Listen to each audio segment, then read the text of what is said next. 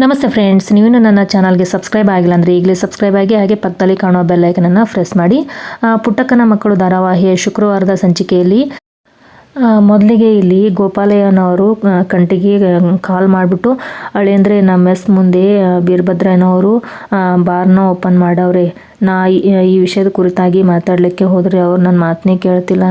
ಅದಕ್ಕಾಗಿ ನೀವು ಒಂದ್ಕಿತ ಬಂದ್ಬಿಟ್ಟು ಅವನ ಜೊತೆ ನೀವು ಮಾತಾಡಿದರೆ ಚೆನ್ನಾಗಿರುತ್ತೆ ಅಂತ ಹೇಳಿಬಿಟ್ಟು ಗೋಪಾಲಯ್ಯನವರು ಕಂಟಿಗೆ ಹೇಳ್ತಾರೆ. ಆಗ ಕಂಟಿ ಸರಿ ಆಯಿತು ಬರ್ತೀನಿ ಅಂತ ಹೇಳಿಬಿಟ್ಟು ಈ ವಿಷಯ ಕುರಿತಾಗಿ ಸ್ನೇಹನ ಹತ್ತಿರ ಮಾತಾಡ್ತಾನೆ. ಆಗ ಸ್ನೇಹ ತುಂಬ ಕೋಪಗೊಂಡ್ಬಿಟ್ಟು ಬನ್ನಿ ಮೆಸ್ ಹತ್ತಿರ ಏನಾಗ್ಯದ ಅಂಥೇಳಿ ಹೋಗಿ ನೋಡೋಣ ಅಂತ ಹೇಳಿ ಕಂಟಿ ಮತ್ತು ಸ್ನೇಹ ಇಬ್ಬರು ಕೂಡ ಮೆಸ್ ಹತ್ತಿರ ಬರ್ತಾರೆ. ಅವ್ರ ಜೊತೆ ಗೋಪಾಲ ಮತ್ತು ಪುಟ್ಟಕ್ಕನು ಕೂಡ ಇರ್ತಾರೆ. ಆಗ ಕಂಟಿ ವೀರಭದ್ರಯ್ಯನ ಹತ್ರ ಹೋಗ್ಬಿಟ್ಟು ಈ ಬಾರ್ನ ಇಲ್ಲಿ ಯಾರ ಅನುಮತಿ ತೊಗೊಂಡ್ಬಿಟ್ಟು ಓಪನ್ ಮಾಡಿದ್ಯಾ, ಮೊದಲು ಇದನ್ನು ಮುಚ್ಚು ಅಂತ ಹೇಳಿ ವೀರಭದ್ರಯ್ಯನವರಿಗೆ ಕಂಟಿಯವರು ಹೇಳ್ತಾರೆ.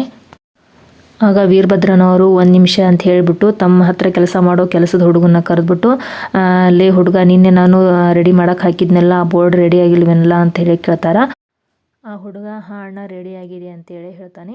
ಆಗ ವೀರಭದ್ರಯ್ಯನವರು ರೆಡಿ ಆದರೆ ಅದನ್ನು ತಂದುಬಿಟ್ಟು ಅಂಗಡಿ ಮುಂದೆ ಹಾಕ್ಲಾ ಅಂದ್ರೆ ಅವಾಗ ಈ ಬಾರ್ ಯಾರ್ದಂತ ಹೇಳಿ ಅವರಿಗೆ ಗೊತ್ತಾಗುತ್ತೆ ಅಂತ ಹೇಳಿ ಆ ಹುಡುಗನಿಗೆ ವೀರಭದ್ರಯ್ಯನವರು ಹೇಳ್ತಾರೆ. ಆಗ ಹುಡುಗ ಆ ಬೋರ್ಡ್ನ ತಂದುಬಿಟ್ಟು ತಮ್ಮ ಬಾರ್ ಮುಂದೆ ಹಾಕ್ತಾರೆ. ಆ ಬೋರ್ಡ್ ಮೇಲೆ ಬಂಗಾರಮ್ಮ ಬಾರ್ ಅಂತ ಹೇಳಿ ಬರೆದಿರುತ್ತೆ. ಆ ಬೋರ್ಡ್ನ ನೋಡಿಬಿಟ್ಟು ಎಲ್ಲರಿಗೂ ಕೂಡ ತುಂಬ ಶಾಕ್ ಆಗುತ್ತೆ. ಆಗ ಕಂಟಿಯವರು ವೀರಭದ್ರಯ್ಯನವರಿಗೆ ನಿನಗೆ ಎಷ್ಟು ಧೈರ್ಯ ಇದ್ದರೆ ನಮ್ಮ ಅಮ್ಮನ ಹೆಸರು ಈ ಬೋರ್ಡ್ ಮೇಲೆ ಹಾಕಿದ್ಯಾ ಕಣ್ಲಾ ಅಂತ ಹೇಳಿ ಕೋಪದಿಂದ ವೀರಭದ್ರಯ್ಯನಿಗೆ ಕೇಳ್ತಾನೆ. ಅದಕ್ಕೆ ವೀರಭದ್ರಯ್ಯ ನೋಡ್ಕಂಟಿ, ಇಲ್ಲಿ ಬಾರ್ನ ಓಪನ್ ಮಾಡೋಕ್ಕೆ ಪರ್ಮಿಷನ್ ಕೊಟ್ಟಿದ್ದೆ ಅಮ್ಮವರು, ಅದಕ್ಕೆ ಅವ್ರ ಹೆಸರನ್ನೇ ನಾನು ಈ ಬಾರ್ಗೆ ಇಟ್ಟಿದ್ದು ಅಂತ ಹೇಳಿ ವೀರಭದ್ರ ಕಂಟಿಗೆ ಹೇಳ್ತಾನೆ.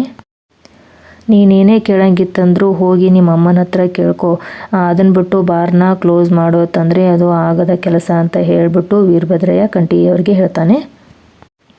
ಕಂಟಿ ಸಿಟ್ಟಿನಲ್ಲಿಗೆ ವೀರಭದ್ರಯ್ಯನವರಿಗೆ ಹೊಡೆಯಲು ಹೋಗ್ತಾನೆ. ಆಗ ಸ್ನೇಹಶ್ರೀ ಒಂದು ನಿಮಿಷ ತಡೀರಿ, ಇದನ್ನು ಯಾವ ರೀತಿ ಹ್ಯಾಂಡಲ್ ಮಾಡಬೇಕು ಅಂತ ಹೇಳಿ ನನಗೆ ಗೊತ್ತು ಅಂತ ಹೇಳಿಬಿಟ್ಟು ಶ್ರೀನ ಅಲ್ಲಿಂದ ಕರ್ಕೊಂಡು ಹೋಗ್ತಾಳೆ.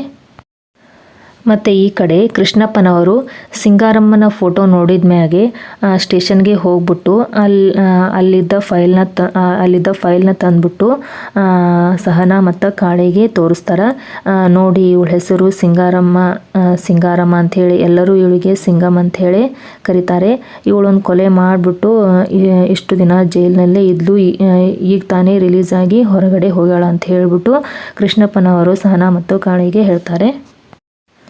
ನಂತರ ಕೃಷ್ಣಪ್ಪನವರು ನಿಧಾನವಾಗಿ ಯೋಚನೆ ಮಾಡುತ್ತಾ, ನೀವು ಹೇಳಿದ ಹಾಗೆ ಬಂಗಾರಮ್ಮನವರ ಜಾಗದಲ್ಲಿ ಸಿಂಗಾರವ್ವ ಹೋಗಿ ಇರ್ಬೋದು ಅಂತ ಹೇಳಿ ಕೃಷ್ಣಪ್ಪನವರು ಸಹನಾ ಮತ್ತು ಕಾಳಿಗೆ ಹೇಳ್ತಾರೆ. ಈ ವಿಷಯ ಕೇಳಿದ ಸಹನಾ ತುಂಬ ಗಾಬರಿಗೊಳ್ತಾಳೆ. ನಂತರ ಸ್ನೇಹ ನೋಡ್ಲಾ ಕಾಳಿ, ನಮಗೆ ಎಲ್ಲ ವಿಷಯ ಗೊತ್ತಿದ್ರೂ ಕೂಡ ಏನೂ ಹೇಳದ ಸ್ಥಿತಿಯಲ್ಲಿ ನಾವಿದ್ದೇವೆ. ಮತ್ತು ಈ ವಿಷಯದ ಕುರಿತಾಗಿ ಇನ್ನೂ ನಿಧಾನ ಮಾಡಿದರೆ ಆ ಮನೆಯಲ್ಲಿ ಇರೋರಿಗೆ ಏನಾದರೂ ತೊಂದರೆ ಆಗ್ಬೋದು ಅಂತ ಹೇಳಿ ಕಾಳಿ ಮುಂದೆ ಹೇಳ್ತಾಳೆ ಸ್ನೇಹ.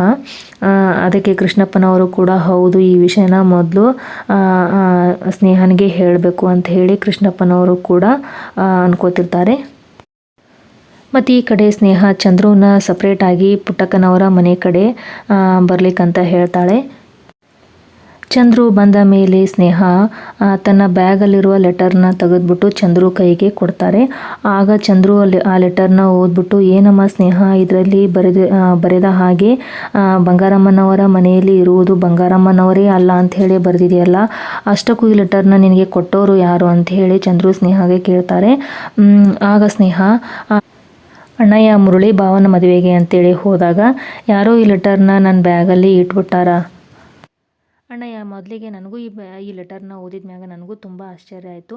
ಅದಾದ್ಮ್ಯಾಗ ನಾನು ಕುಂತು ಯೋಚನೆ ಮಾಡುತ್ತಿದ್ದಾಗ ಈ ಹ್ಯಾಂಡ್ ರೈಟಿಂಗ್ನ ನಾನು ಎಲ್ಲೋ ನೋಡಿದ್ದೇನಲ್ಲ ಅಂತ ಹೇಳಿ ನನಗೆ ಅನ್ನಿಸ್ಲಿಕ್ಕೆ ಸ್ಟಾರ್ಟ್ ಆಯಿತು.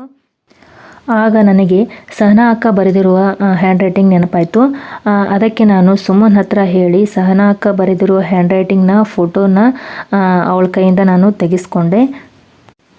ನಂತರ ಎರಡನ್ನೂ ಅಕ್ಕಪಕ್ಕ ಇಟ್ಟು ನೋಡಿದಾಗ ಎರಡೂ ಹ್ಯಾಂಡ್ ರೈಟಿಂಗ್ ಒಂದೇ ಇದ್ದು ಅಣ್ಣಯ್ಯ, ನನಗೆ ಇದೇ ತುಂಬ ಗೊಂದಲ ಆಗ್ಯದ ಅಂತ ಹೇಳಿ ಸ್ನೇಹ ಚಂದ್ರು ಮುಂದೆ ಹೇಳಿದಾಗ ಚಂದ್ರುಗೂ ಸ್ನೇಹನ ಮಾತು ಕೇಳಿ ತುಂಬ ಆಶ್ಚರ್ಯ ಆಗುತ್ತೆ. ಫ್ರೆಂಡ್ಸ್, ಶುಕ್ರವಾರದ ಸಂಚಿಕೆಯಲ್ಲಿ ಪುಟ್ಟಕ್ಕನ ಮಕ್ಕಳು ಧಾರಾವಾಹಿಯಲ್ಲಿ ಈ ಎಲ್ಲ ವಿಷಯಗಳು ಇರ್ತಾವೆ.